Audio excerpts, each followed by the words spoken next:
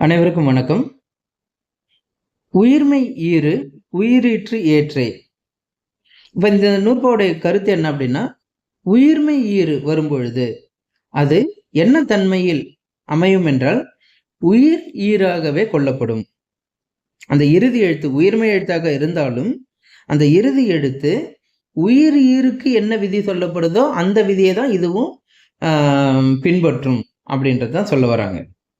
அதனாலதான் இவங்க என்ன சொல்றாருன்னா, இந்த மெய்யே உயிரென்று ஈறு இயல, அதாவது 2 தான் இருக்கு. மொத்தம் மெய் இருக்கு, உயிர்னு இருக்கு. இந்த கருத்து எங்க இருக்கு? புணரியல்ல முதல் நூற்பால 3 தலையிட்ட 38 எழுத்தின் அந்த நூற்பாவுடைய தொடக்கம் இருக்கு இல்லைங்களா? அந்த நூற்பாவுடைய இறுதி அடி என்ன சொல்லுதுன்னா, இப்ப சொன்ன மொழி முதல் எழுத்து, மொழி இறுதி எழுத்து எதுவாக இருந்தாலும் அந்த 22 24 இது எதுவாக இருந்தாலும் இறுதியில இந்த 2க்குள்ள தான் அடங்கும். மெய்யா இருக்கும் அல்லது உயிரா இருக்கும்னு சொல்றாரு. அப்ப அதை விட்டுட்டு இங்க உயிர்மை ஈர சொல்லும் பொழுது என்ன ஒரு கேள்வி வருதுன்னா, இந்த கேள்வி வரும் இல்லையா?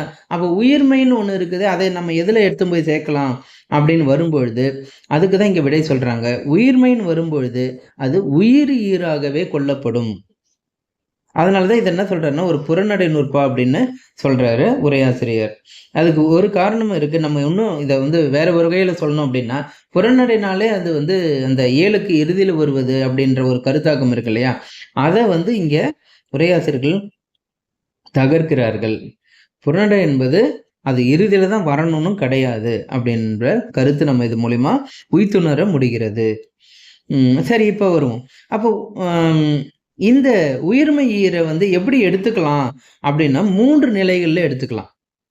இங்க உயிர்மை ஈறு உயிரீற்று ஏற்று அப்படின்னு சொல்லிடுறாரு. உயிர் ஈறு எப்படி, அதாவது உயிர் இறுதி எழுத்தாக வந்ததுன்னா என்னெல்லாம் விதி சொல்றனோ அதே விதி தான் உயிர்மை ஈருக்கும் வரும் அப்படின்னு சொல்லிடுறாரு. அது காரணம் இப்ப கா அப்படின்னு ஒரு எழுத்து இருக்கு அப்படின்னா அது இக்கு கூட்டல் அ அப்படின்னு சொல்லி பிரியும். அப்ப இறுதியில் இருக்கிற எழுத்து அகரம். அப்ப இவங்க உரையாசிரியர் என்ன சொல்றாங்க அப்படின்னா, அப்ப இடையில வந்ததுன்னா என்ன, முதலில் வந்ததுன்னா என்ன, இறுதிக்கு சொல்லிட்டீங்க. அப்ப இடையில் வருவதும் முதலில் வருவதும் மொழியோடைய முதல் இடை கடைன்னு 3 இருக்கு இல்லையா?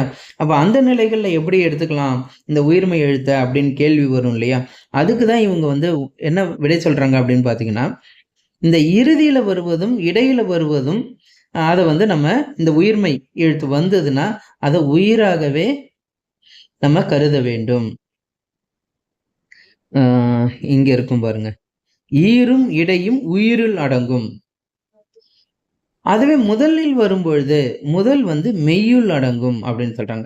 அதுக்கு எடுத்துக்காட்டுக்கு தான் என்ன சொல்றாங்கன்னு பாத்தீங்கன்னா, இங்க விலை அப்படின்றதுன்னு சொல்லியிருக்கிறாங்க. வரகுன்றத நம்ம வரகுன்றதை எடுத்துப்போம். விலை கொடுத்துருக்காங்க, அதுக்கப்புறம் வரகு கொடுத்துருக்காங்க, வேற என்ன கொடுத்துருக்காங்க?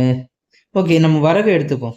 இந்த வீடியோ நம்ம கொஞ்சம் சுருக்கமா நேரம் இருக்கு இல்லையா, அதை குறைக்கிறதுக்காக நம்ம வரகு மட்டும் எடுத்துப்போம்.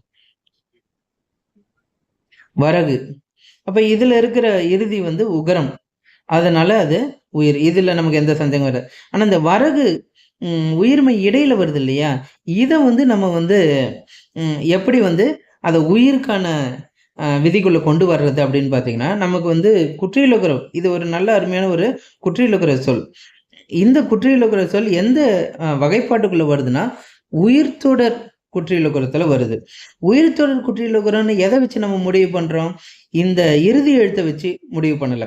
அதாவது மற்ற இதுல இருந்து நம்ம எப்பயுமே அந்த குற்றியலுகரத்தை இறுதி எழுத்தை வச்சு நம்ம முடிவு பண்ண மாட்டோம். குற்றியலுகரமா இல்லையான்றதுக்கு மட்டும்தான் இறுதி எழுத்தை முடிவு பண்ணுவோம். அது எந்த வகையான குற்றியலுகரம் அப்படின்றதுக்கு அதுக்கு முன்பு இருக்கின்ற எழுத்தை வச்சு நம்ம முடிவு பண்ணுவோம். அப்ப இந்த ரகரம் இருக்கு இல்லையா, இந்த ரகரம் என்ன வகையான குற்றியலுகரம்னு வந்ததுன்னா, இதை பிரிக்கலாம். இது ஏன்னா உயிர்மை எழுத்தா இருக்கிறதுனால இரு கூட்டல் அப்படின்னு சொல்லி பிரிக்கிறோம். அப்போ இந்த பிரித்த பிறகு இது என்னவா இருக்கு அப்படின்னா ஒரு உயிர் எழுத்தாக இருக்கு. இதை வைத்துதான் இது உயிர்த்தொடர் குற்றியலுகரம்னு பிரிக்கிறோம். அந்த அடிப்படையில தான் என்ன பண்றாங்க அப்படின்னு பாத்தீங்கன்னா, மொழி இறுதி மொழி இடை இந்த இரண்டிலும் இந்த உயிர்மை எழுத்து வரும்பொழுது அதை உயிராகவே கருத வேண்டும் அப்படின்ற கருத்தை கொண்டு வராங்க. அப்ப ஏன் வந்து மொழி முதல்ல வரும்போது அதே உயிர்மெய் எழுத்து இந்த வகரம் வருது அப்படின்னா, இத நம்ம மறுபடியும் நம்ம பிரிச்சு பார்த்தீங்கன்னா, இவ்வு கூட்டல் ஆ இது தொடக்கம். இதுதான் வந்து முதல் எழுத்து. அது ஒரு புள்ளி வைத்த மெய்யெழுத்தாக இருக்கிறதுனால, முதலில் வரும்பொழுது இந்த உயிர்மெய் எழுத்து மெய் என்கின்ற தன்மையே மெய்யுள் அடங்கும் என்பதாயிற்று அப்படின்னு சொல்றாங்க. ஸோ இது ரொம்ப அருமையான ஒரு நூற்பா.